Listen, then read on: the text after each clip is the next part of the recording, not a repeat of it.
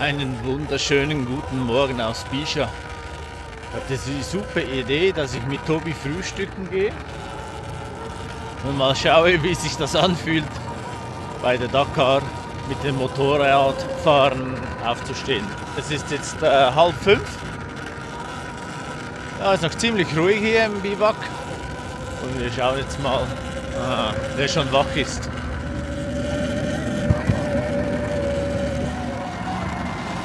Ich glaube nicht viele. Ich weiß noch nicht, ob das eine gute Idee war, weil ich ging erst nachts um 2 ins Bett. Also ja, ein bisschen später sogar, nach etwas mehr als 2 Stunden, aber vielleicht kriege ich hier später noch ein bisschen Schlaf. Und vermutlich muss ich jetzt hier im Zelt nicht anstehen. Guten Morgen, Tobi. Guten Morgen, liebe Freunde. Hallo. Es ist noch ziemlich früh, 5:16 Uhr, aber jetzt heißt es los.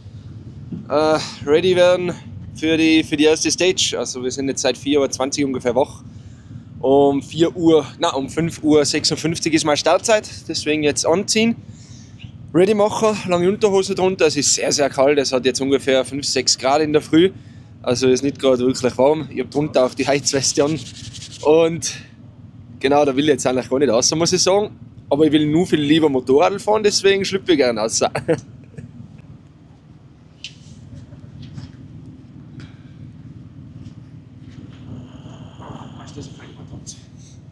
Wie war die Physio gestern oder hattest du keine? Doch, habe ich gehabt. Ja, das ist der Bart von Holland. Der hat da oben ein Trainingszentrum, eine Lesson Trainings Facility. Kennen die einen oder anderen bestimmt. Ich habe mir im September die Syndesmosebruch gerissen. Habe ich müssen operiert werden, habe ich 2 Bänder gerissen gehabt. Habe mir aber erst nach der Marokko-Rallye operieren lassen können, weil ich davor leider keine Zeit gehabt habe. Jetzt war das in Marokko gar nicht so einfach, sage ich mal, aber ist auch gegangen.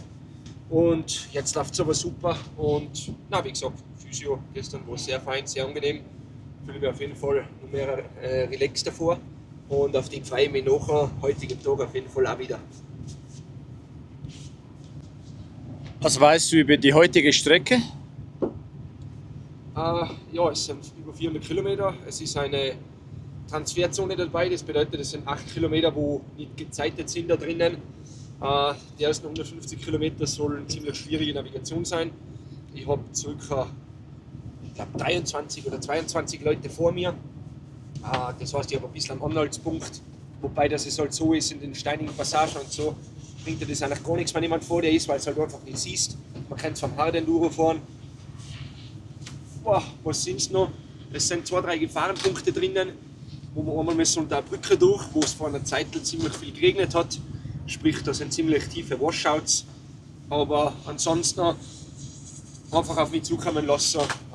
Motorrad fahren, so wie ich Motorrad fahren kann und lieb. Und dann sollte es schon hinhauen auf jeden Fall.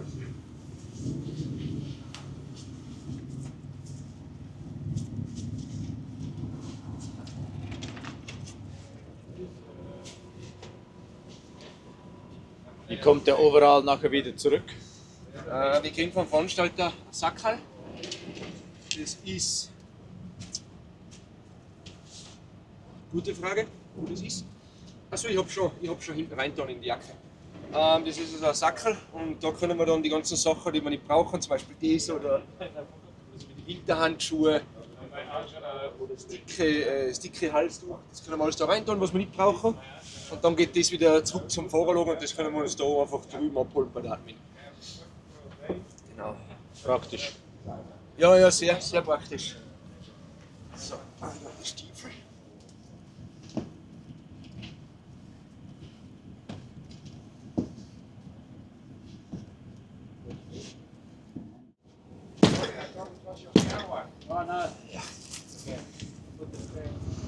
Was hast du da für ein Getränk dabei? Ich habe da von Rhino Power Hydration Fuel und Carbo Fuel. So schaut nur ein Versorgungspaket aus. Da habe ich Tabletten jeweils drinnen, Koffeinbooster, Tabletten, Proteinriegel, Gel habe ich drinnen, Pulver habe ich nochmal drinnen, eben dieses Carbo Fuel. Da wo einfach die ganzen Zusatzstoffe drin sind, die was wir brauchen, wenn wir so viel schwitzen. Genau, das trinke ich dann eigentlich jeden Tag, weil ansonsten wird das für den Körper einfach nicht ausreichen, das was wir da. Wenn es nur Wasser wäre, oder meinst du? Ja? Genau, ja. Genau. Blöd gesagt würde es auch schon helfen, wenn man einen Esslöffel voll Salz reinschicken würde. Würde auch schon ein bisschen helfen. Aber es schmeckt nicht. Naja, auf 3 Liter schmeckt es Ja. nicht. Aber ja, schmeckt nicht.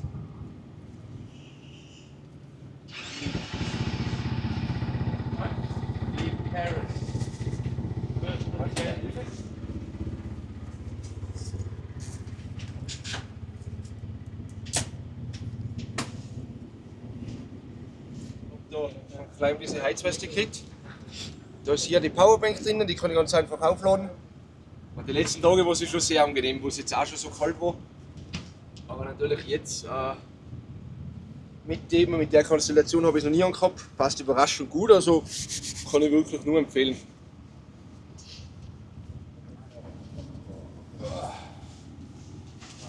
Noch mal eine Schicht drüber.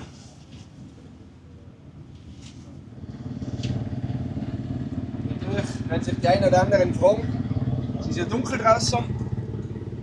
Genau deshalb habe ich hinten ein Ersatzglas dabei und habe ein helles Glas sozusagen drinnen, weil beim dunklen Glas siehst du nichts logischerweise. So gut ist das KTM-Licht dann auch wieder nicht.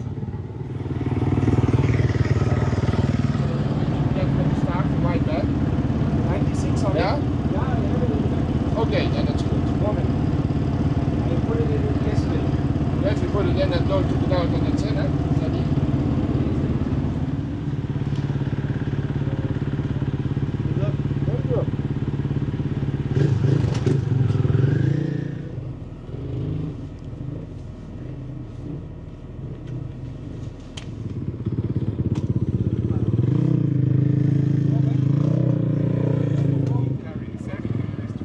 I really like it when you're in here. It's on another level.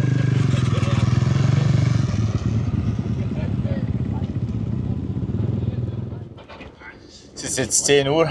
Wir fahren nach Bija ein bisschen einkaufen. Brauchen mehrere Teile. Unter anderem ein Kondensator für das Stromaggregat, sonst haben wir keinen Strom. Oder nur sehr wenig vom kleinen Honda. Und das wäre natürlich nicht ausreichend. Es ist jetzt etwa eine halbe Stunde Fahrt. Dann schauen wir mal, was wir in dieser Stadt finden. Bija ist sehr groß, also die Chancen stehen sehr gut.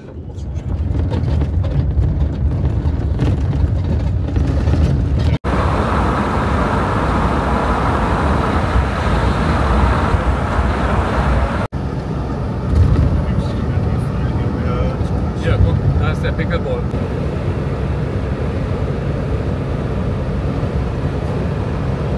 Da rechts. In 200 meters, turn right onto King Colin Road. Head northwest. Road. In 200 meters, turn right onto King Colin Road. Hupe. Also solche Teile kann man nicht alleine kaufen gehen, da braucht es eine ganze Crew. Der Grund dafür ist, gibt ein bisschen Abwechslung und ist auch spannend in diesen Städten da rumgehen zu können. Assalamu alaikum.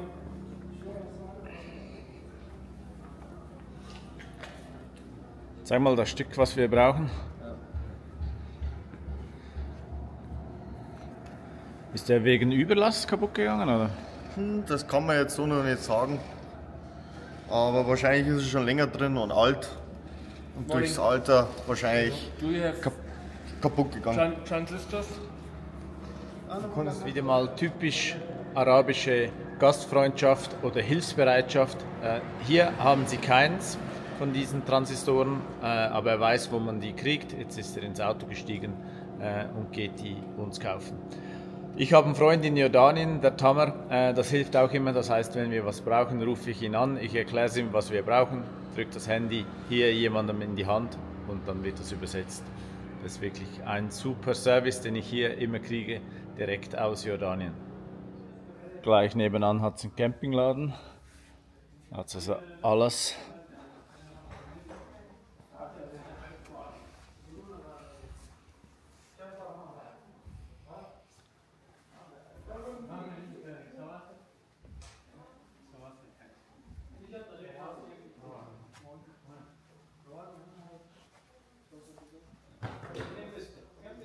Also was Cooles gefunden ist ein Schlitten, den man hier so kaufen kann, um auf den Dünen runter zu schlitteln. Ich dachte zuerst, es ist eine Barre, aber es ist ein bisschen kurz. Sehr cool.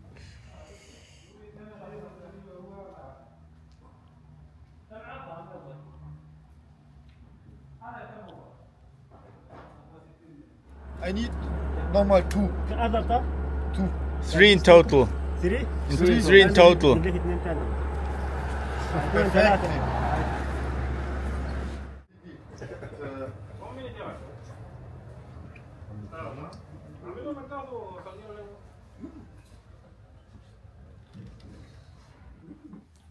Was Spannendes gefunden, Thomas?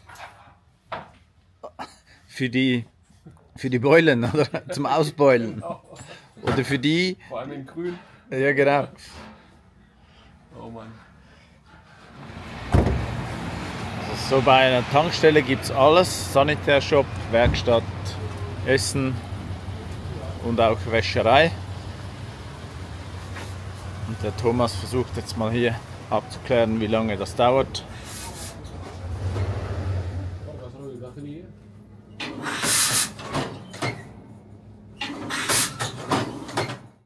Kurz nach dem erfolgreichen Shopping ist die Organisation auf uns zugekommen.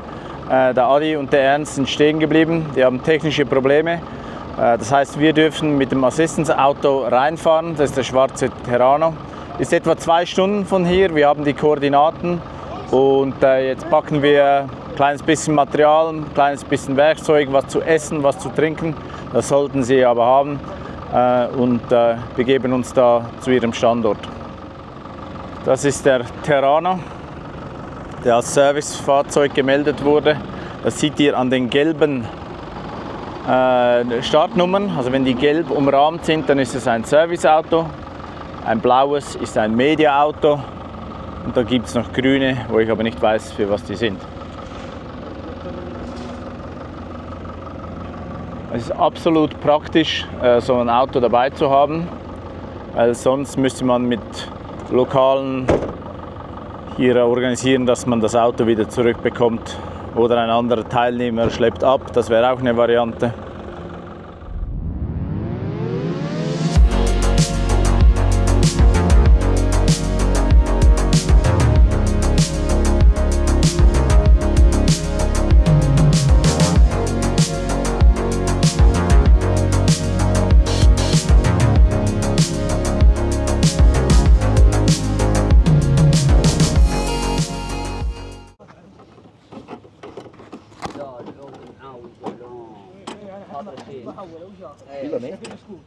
Dann nehmen wir das. Das sind Universalsubventionen. Was soll das weiter runter?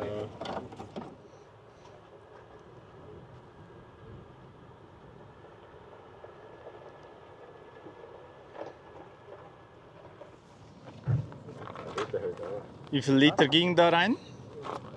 Gesamt Ja, 5, 6 Liter. 6 Liter. 6 oder 6,5 Liter. Also die 6,5 Liter, das nehmen wir gleich als Zahl, also 6, so sind wir nicht. 6 ist die Zahl für die Verlosung der unterschriebenen Plaketten für heute. Merkt euch die Nummer 6. Das ist zusammen. Suchen wir mal ein Stück Rohre mit irgendwas. Hier. Gut. Wasser aus. Wasser noch drauf gefüllt, ja. Die Reparatur ist abgeschlossen, ging schnell, 10 Minuten. Und jetzt will uns die Polizei eskortieren. Ich hoffe nicht bis nach Bischa, aber wir schauen, was passiert. Aber sehr, sehr, sehr freundlich, lustig, alles gut.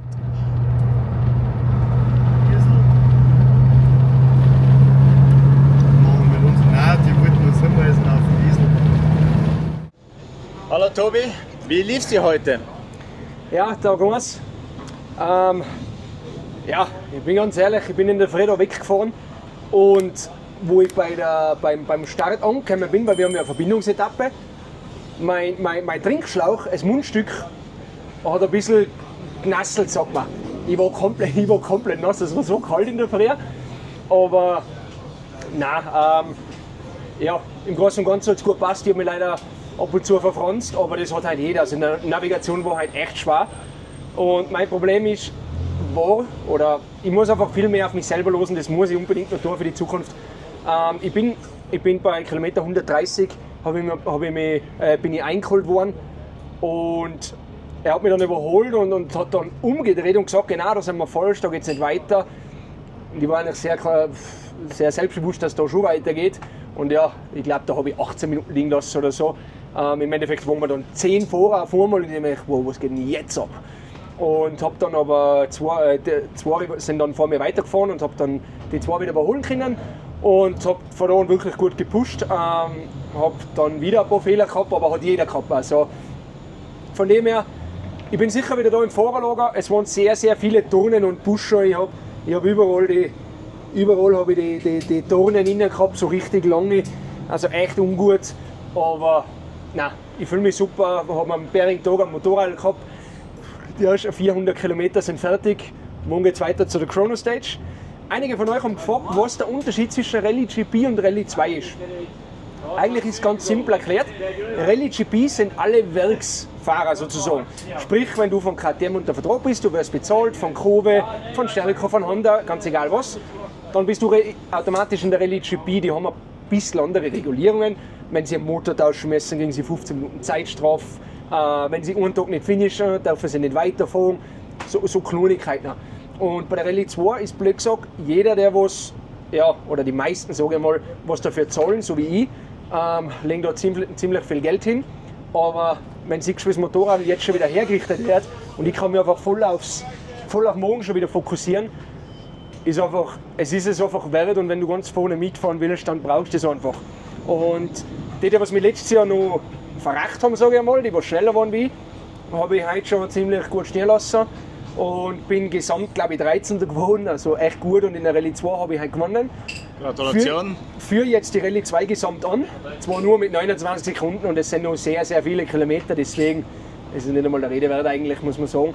Aber ich bin trotzdem voll stolz auf mich, dass ich da bin, dass ich keinen Sturz gehabt habe und dass ich wirklich wieder so gut reingekommen, und von dem her freue ich mich auf morgen. Wenn ihr Fragen habt, fragt es weiter, ich bin da zum Beantworten und wir hören uns morgen wieder. Danke für die Unterstützung, schaltet Zeit bei Time Out Racing. Danke. Because I lose it and I need it because I have one hard wheel and one original wheel, but the bearings are different.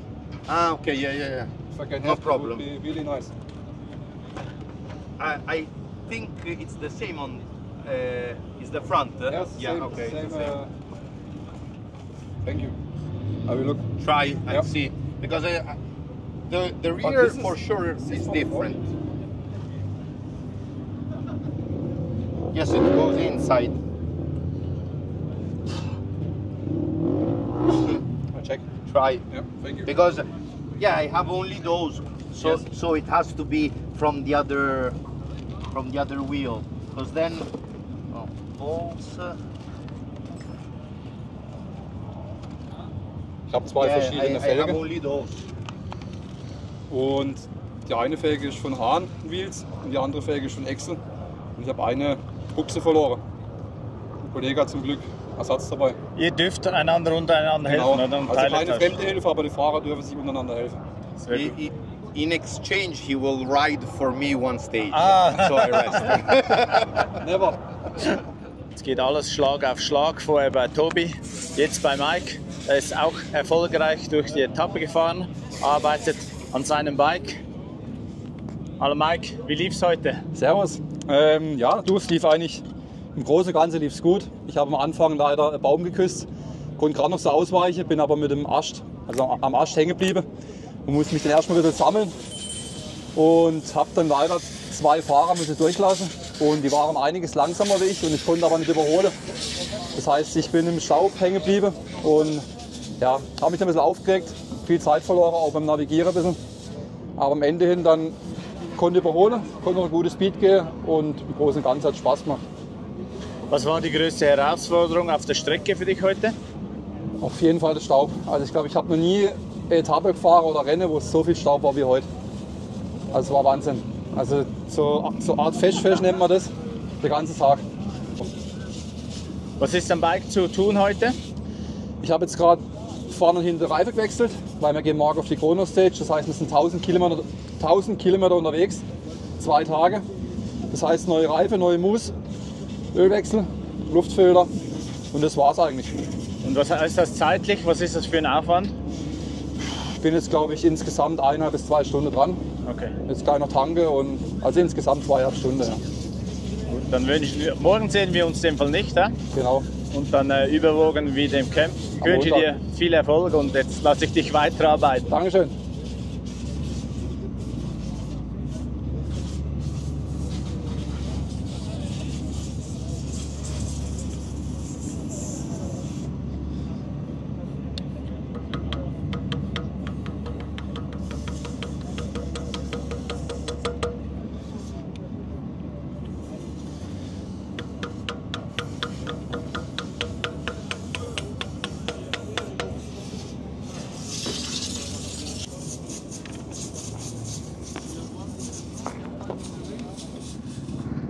Manuel, it's nice to see you back in the camp. Yeah. How was the day for Tough, you? Long. I at one point in the stage I thought I don't know how I'm gonna finish the stage because I was very tired. But the stage was really nice. I enjoyed it. I just wanted to have more energy, you know. Yeah. And Mike told me there was a lot of dust. Yeah, I was in the dust all day. You can see then my filter, it's like changed color. But you know, it was weird because sometimes I would go in front and after a while being alone with no dust, I would lose the rhythm. And yeah. It was a group of riders that then someone else would go in front and in the dust we would like start getting the rhythm, and we changed a few times the positions. Anything happened to the bike or? No, just lost standard, a few bolts. Maintenance. Yeah, no, and you know, here at Dakar you always lose bolts. So now, yeah, I change oil, filter oil, and then I'm gonna do the air filter and change the rear wheel so that it's new for tomorrow because it's the 48-hour stage. So it's the first time for you at the 40-hour stage, yeah?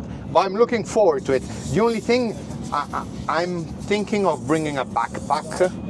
Okay. So that I can bring clothes and stuff. Are you allowed?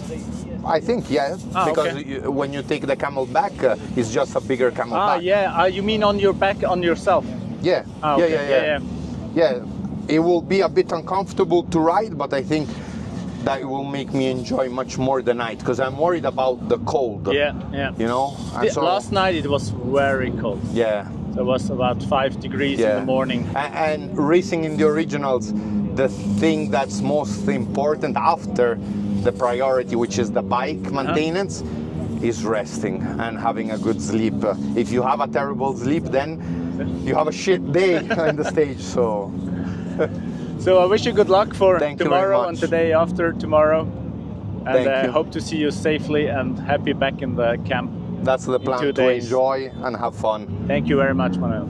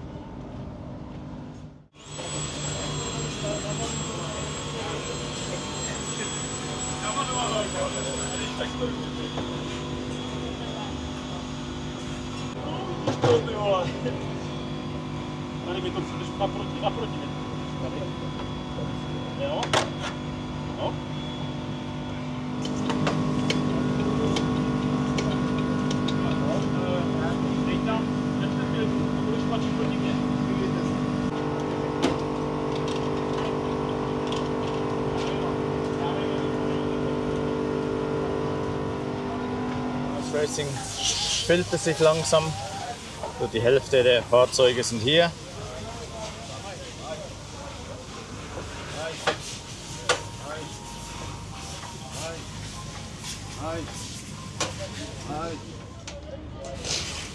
Hier sieht man schön die neue Vorderradaufhängung vom neuen Maverick.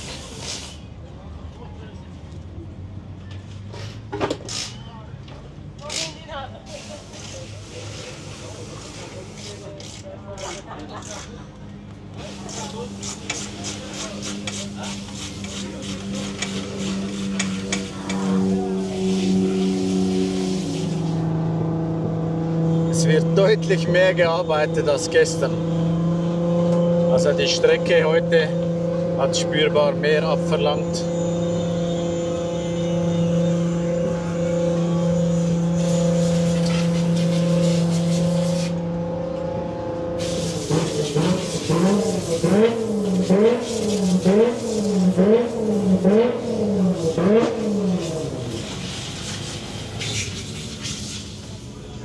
Hier das Auto von Dirk von Zitzewitz, also S3-Fahrer.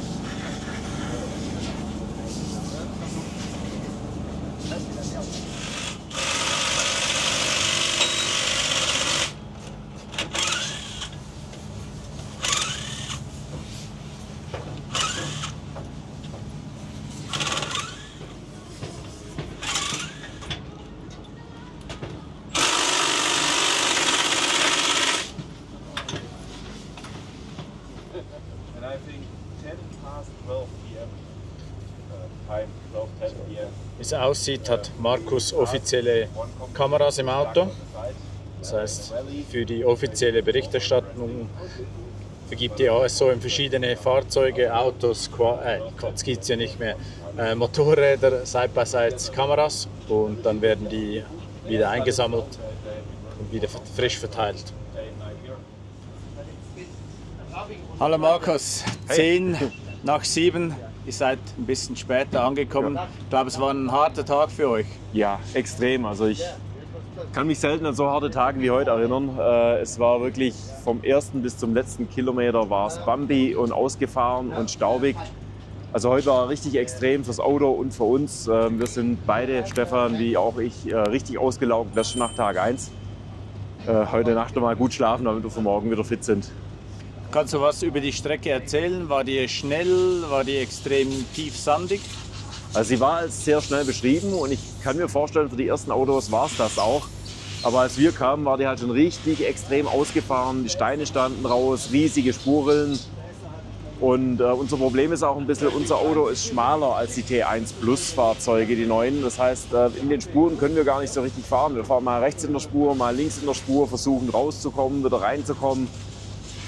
Also für uns war es heute richtig heftiges Geknüppel, wirklich von Anfang bis Ende. Wir hatten vielleicht bei den 420 Kilometern so 30 Kilometer dabei, die schön schnell zu fahren waren und der Rest einfach nur knochenhart. Du hast gestern die Klassen angesprochen, das T1 Plus und die Klasse, in die ihr fährt, das hat die Zuschauer interessiert. Kannst du ein bisschen da Hintergrundinformationen geben? Was ist T1 Plus und inwiefern hat sich das geändert? Kann ich gerne machen, klar. Also wir sind T1.1, wir sind quasi alt, T1 Plus ist neu. Und beim neuen Reglement haben sich eigentlich vor allem 3 Dinge geändert. Zum einen, die Räder sind deutlich größer als bei unseren Fahrzeugen. Der Federweg ist angewachsen von ca. 25 auf 45 cm. Und die Fahrzeuge dürfen jetzt Turbomotoren verwenden. Es gibt eigentlich noch einen vierten Punkt, die sind deutlich breiter geworden. Und dadurch sind die natürlich vom Setup, vom Fahrwerk her viel, viel besser als unsere Fahrzeuge. Und genau das hat sich eben heute gezeigt. Die pflügen die Strecke unglaublich um, die hinterlassen extreme Spurrillen, eine total zerstörte Strecke, in der wir mit unseren kleinen Federwegen und kleinen Rädern richtig Probleme haben. Und ja, ich wusste es im Vorfeld, haben mir viele gesagt. Ganz so krass hätte ich es nicht eingeschätzt, den Unterschied, aber er ist so und wir werden es weiter probieren. Morgen beginnt die 48 Chrono Stage. Habt ihr da eine Strategie, wie ihr da fahren wollt? Ganz ehrlich, ich glaube, Strategie können wir hier gar nicht groß machen mit unserem Team und unserem Auto. Ich denke, wir können einfach nur die Strategie haben, anzukommen, also so wie heute auch, den maximal möglichen Speed zu fahren, ohne das Auto zu zerstören. Wir hatten übrigens auch richtig Glück, ungefähr 500 Meter vorm Ziel ist eine Ölleitung abgerissen. Also genau hier am Ziel, und das Ziel ist ja im Camp heute. Wäre das 30 Kilometer weiter draußen passiert, dann wären wir draußen noch richtig schön am Schrauben heute Nacht. Vielen Dank, dass du dir Zeit genommen hast, und ich wünsche euch die nächsten 2 Tage viel Erfolg und eine gute Zeit. Dankeschön.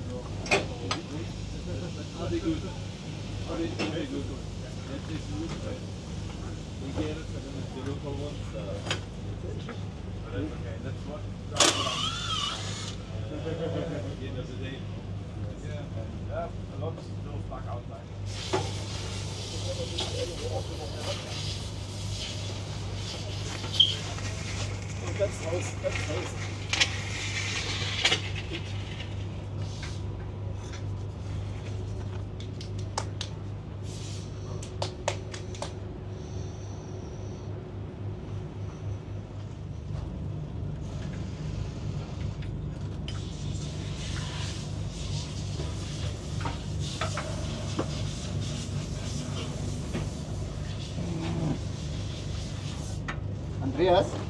Yeah. Will you pass me that fitting that you cleaned? Yeah.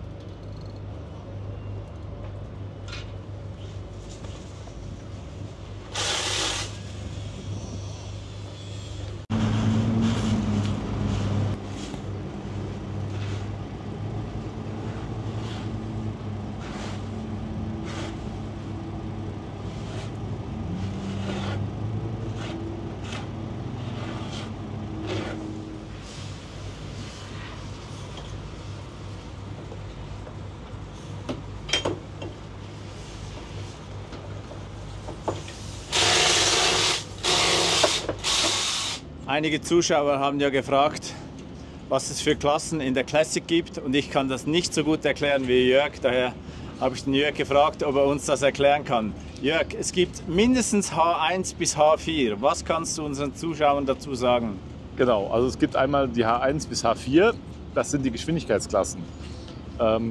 Die H1 ist die mit der geringsten Geschwindigkeit, Durchschnittsgeschwindigkeit, dann gibt es H2, H3 und H4.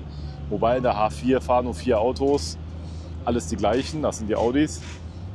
Die hauptsächlichen Starterfeld ist H1 und H2. Und der Unterschied ist mit 10 Kilometer Schritten von der Geschwindigkeit. Das heißt, wenn die H1 irgendwo 50 fährt, dann fährt die H2 60, die H3 fährt 70 und die H4 fährt dort 80. Also so ist es ungefähr aufgeteilt bei den Geschwindigkeitsklassen. Dann gibt es noch Altersklassen der Fahrzeuge.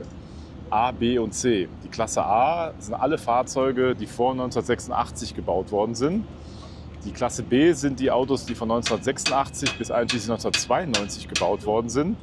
Und die Klasse C sind die Autos ab 93 bis früher war das 2000, jetzt ist das 2005 in der C-Klasse. Und gewisse Fahrzeuge können auch wählen, in welcher Kategorie sie starten wollen. Genau. Also die H1, die langsamere Klasse, ist nicht für die neuen Autos. Also mit den Autos aus der C-Kategorie kann ich nicht in der H1 fahren. Und mit den Autos aus der A-Kategorie, also den alten Autos, kann ich nicht in der H4 fahren. Und die H3 ist da, glaube ich, auch schon eingeschränkt nur möglich. Also das ist so, man kann im Mittelfeld kann man ein bisschen wählen, aber mit einem neuen Auto kann man nicht in der langsamsten Klasse fahren und mit einem ganz alten Auto kann man nicht in der schnellsten Klasse fahren. So kann man das ungefähr darstellen. Und ich habe jetzt öfters mal gehört, dass sich Teilnehmer angemeldet haben für eine höhere und sich dann eigentlich wieder für eine tiefere entschieden haben. Ja, das hat uns auch getroffen in dem Sinne, dass wir uns von Anfang an für die H1 entschieden haben und die Vorjahressieger von vor 2 Jahren und noch viele andere, also insgesamt 4 oder 5 Fahrzeuge, haben gestern nach dem Prolog von der H2 in unsere H1-Klasse umgemeldet. Und wir hatten eigentlich immer so gedacht, so H1, da könnten wir vielleicht Podium fahren, aber das sind jetzt so viele Autos, also wir sind 12. Gesamt im Moment und alle Autos vor uns sind alles H1-Autos und hinter uns auch noch 2. Das heißt, die ersten 14 Autos sind alles in der H1-Klasse. Das heißt, die H1-Klasse ist quasi das Gesamtranking im Augenblick. Ich weiß gar nicht, ob der Veranstalter nicht da sich was einfallen lässt, dass man das irgendwie anders aufteilt. Ich fände es persönlich am besten, wenn man das altersklassengerecht platzieren würde. Das heißt, die alten Autos im Ranking, also die A-Klasse, die mittelalten Autos im Ranking und die neuen Autos im Ranking, was auch eigentlich meiner Meinung nach gerechter wäre. Super, vielen Dank für die Erklärung und deine Zeit. Viel Erfolg bitte morgen. gerne. Der heutige Tag geht für uns zu Ende und ich habe gedacht, ich mache das nicht im Camp, wie gewohnt, sondern hier bei dieser Tankstelle, wo der Uwe und ich jeweils abends oder nachts bis spät, morgens um 2 Uhr stehen, uploaden und sonst noch Anpassungen am YouTube machen, damit ihr das Video dann schnellstmöglich sehen könnt. Ich möchte Danke sagen für all die vielen Kommentare. Es war mein Plan, dass ich die alle beantworten kann. Wir haben kein Internet oder nur ganz schlechtes Internet im Camp. Tagsüber ist es für mich fast nicht möglich. Und ich gebe es zu, abends habe ich dann wirklich keine Energie mehr. Aber es kommt die Tage, wo wir lange Verbindungsetappen haben. Das heißt, ich kann, wenn der Uwe fährt, kann ich ein bisschen Kommentare beantworten, was ich sehr gerne mache. Also daher schreibt bitte weiter, das motiviert uns sehr. Und es hilft uns natürlich auch bezüglich der Reichweite, weil dann denkt der Algorithmus, das muss was Gutes sein. Dann zusätzlich möchte ich mich bedanken für die Spenden, die gewisse eingereicht haben. Herzlichen Dank. Das gibt auch ein gutes Gefühl, dass ihr ein Teil von uns seid oder ein Teil von uns sein möchtet. Das schätzen wir sehr.